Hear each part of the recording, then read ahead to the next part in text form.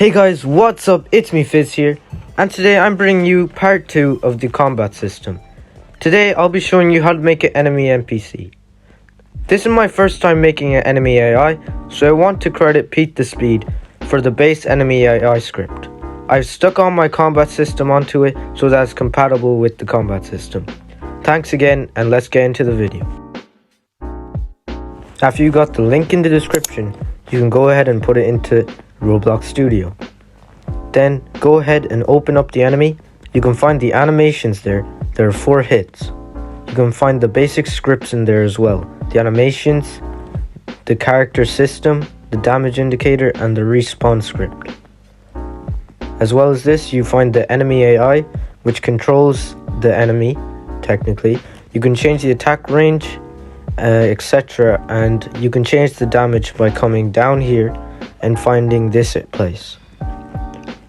Each combo will have its own personal damage, and you can change it to however you like.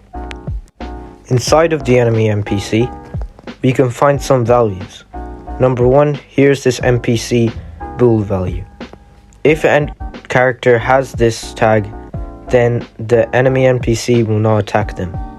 Also, inside the head of the NPC, we can find the health bar and the enemy name. This name can be changed to whatever you want. For example, I can change it to Billy or even Bandit. So it's customizable and you can change it however you like. If you want to change the health though, you don't really have to do much. Just go into the humanoid and change the health to whatever you want. Once you change the health, it will automatically change when you go into the game. Let me show you. When I go up to the enemy, you can see that he now has 150 health. And that's it for the customization. I'll show you the full enemy NPC. Sit back and relax.